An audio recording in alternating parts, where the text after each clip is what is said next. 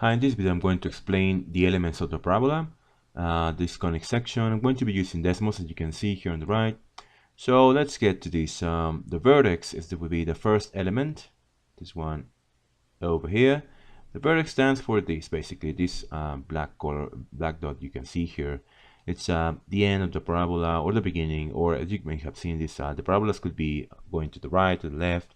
So this is basically the vertex. I can just play with it around here on Desmos, you can see. Now the next two elements are the foci and the directrix.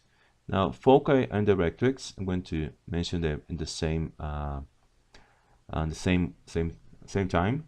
Now here is here is our foci and here is our directrix.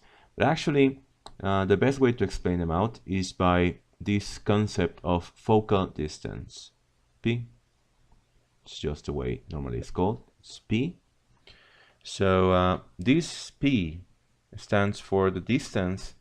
As you can see, I'm going to use here, I'm going to change the value of K, I'm going to name it, I don't know, 3. On H, I'm going to name it, I don't know, 5, let's say.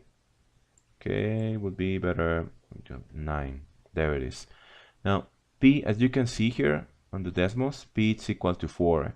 Now you can literally count these squares here on the graph. From here, the foci, to the vertex, there are 1, 2, 3, 4 squares, which is P is the distance between the foci and the vertex. But as well, P is the distance between the vertex and the directrix. As you can see here, this directrix is the one required to build up this parabola, and you can see the distance is as well 4. 1, 2, 3, 4 squares from the vertex to the directrix. Now the other one, the next element, is this one called a latus rectum, which is in Latin basically stands for the width of the at the foci height. I'm going to depict it here. There it is. This is the width, the foci height. This is a horizontal line in this case. Now if I switch the value of P, as you can see, it changes as well. Now I'm going to leave the value of P as 4. There it is. Now as you can see, the distance from the foci to the vertex is the value of P, and just as well the distance from the vertex to the directrix is P. Now in this case, from the foci to the vertex, we can see P is equal to 4, and from the vertex to the directrix, we can just prove it as well. This as well 4.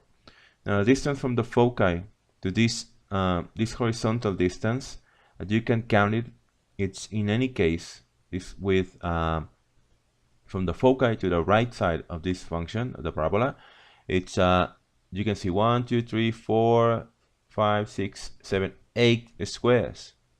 You can see, which is actually 2 times P. You can see this distance applies as well on the left. From the foci to the function, you can count it, it's 4 and 4 will be 2 times P. Now this latus rectum, it's in any case 4 times P. You can see. Well, the last element will be the focal axis. The focal axis is actually pretty, I think once you see it, you will get it. It's this one. It's the axis formed by the intersection with the foci, the vertex, and the directrix. It's always this line. So well, basically those are the elements of this parabola. You can play it around with for example, with P. With P gets higher, you can see the width, the latus rectum grows bigger and bigger. So the distance between the foci and the vertex from the directrix. If P gets negative, let's see what happens. Well, we flip it around. So this is negative P. This is negative P, and actually P is pretty much the most important, value for these parabolas. Just as K. Here I'm playing around with K. I'm going to move it a bit. So here is a K, and I'm going to move around the H. You can see I'm displacing it horizontally. H is the horizontal displacement and K is the vertical displacement. Now, I think that will be it for this video.